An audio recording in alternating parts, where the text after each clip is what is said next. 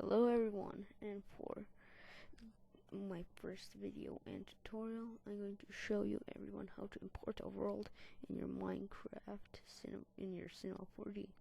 So you guys know I have Cinema 4D R14 installed Studio.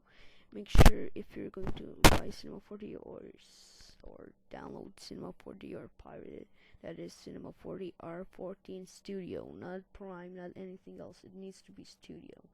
So you're going to need a program called Mineways. So you open up Mineways, then you click on File, and you open a world. And this is going to be the worlds in your Minecraft save folder. But if you want, let's say, your server world, you're going to need to go to your server file, and choose the level.dat, and then you click open. And okay, this is nothing, just because I'm playing on a new update, it doesn't know I'm a pro. Okay, so yeah, so this is your world, and you wanna select the area you wanna put in Cinema 4D. So let's say about this house and this pool and this umbrella. So you hold right click and mark it, and then when you release right click, it's going to this window pop up, and you just say yes, nothing. Yeah, so when you want to export your thing that you marked, you're gonna go to File, Export for Rendering, and yeah, choose a folder somewhere on your computer. Let's see, this is where I put my render things. So let's name it first.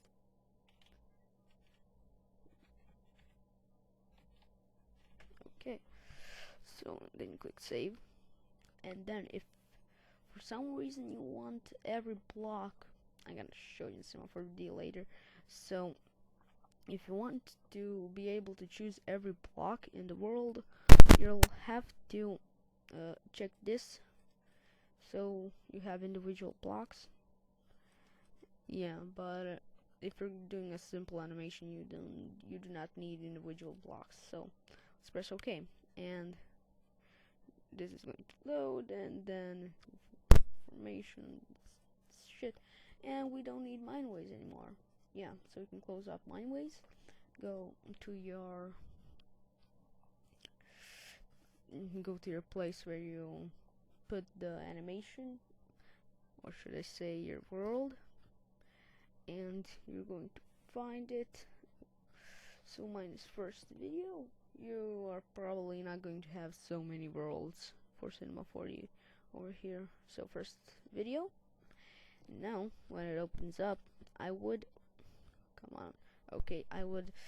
recommend exporting it in 10 centimeters. Oh, pardon, in 10 meters, because Minecraft rigs are usually huge, so your rig is like a total giant and your world is so small. Okay, so we press OK, and yeah, so this is our world. It's going from bedrock to this place. Now you obviously see that it's all white. Yeah, it's all white. It has no textures. Now I'm going to show you how to add textures. So you open up a texture. The first one doesn't matter, and you just select them all. Make sure you have select them all, and then uncheck specular, check alpha. When you go to color for texture, you click these 3 dots, and then go to your place where you rendered your Minecraft world, and you make sure you choose your RGBA. Do not use these two, just this one. Then you click open, and then you see everything has now textures. But when you look at your dead bushes, or whatever you call them, it has these black things on itself, and yeah, it looks just weird. That's why we have alpha. Then you click again those three dots, and I repeat again RGBA, open, and in a few short seconds, you see now it looks like a normal bush again. And so yeah, when you render this, it's going to be normal textures. Now it's just in bad quality because it's easier to work it with this bad quality. And also, I didn't mention that it would be really good if you just put this to none, so your blocks aren't blurry, and do that the same with alpha. So you see, look, it looks much better when it's not blurry, and when it's blurry,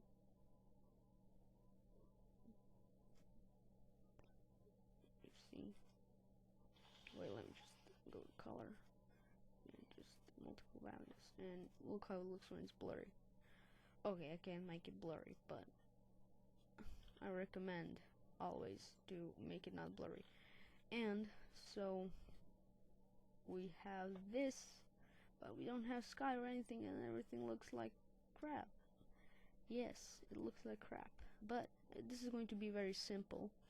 In the next video I'm going to show you how to set up your sun, but for the sake of it, you can go to file, no, I'm sorry, you go to physical sky and add a physical sky, and now you're going to have shadows and everything. It's all gonna look nice. It's good for, let's say, a simple picture or something, and in the future I'm going to show you how to make an animation. So yeah, now you have your world implemented, and you have a decent shader. And if you want it to look really nice, I would suggest adding global illumination, because global illumination makes everything look very nice. So let's render it right here. This is render preview. If you want the full picture, click here. Yes, so now it's going to take more time depending on your processor, and yeah, it usually takes a long time. So I'm going to pause it right here until it renders it all. Okay, so now you can see that oh, damn it. And another useful tip: when you render your preview, don't move your camera. And yeah, and another tip, when you want to move your camera, these are the basic controls, but here are the more complicated controls. So you hold Alt, and then your left mouse button, you can, this is a quick move of the camera, and you can move it much more complicated. By complicated, I mean like this. So we have this dead bush, and we want to move around the bush. But if you use the default camera mover, you're not going to move around the bush, you're going to move around the middle of your little screen. So yeah, I would totally recommend using Alt and the left mouse button, so you can simply move around things. And let's render it again, and this time I'm not going to move when it's done rendering. And then I'm going to show you the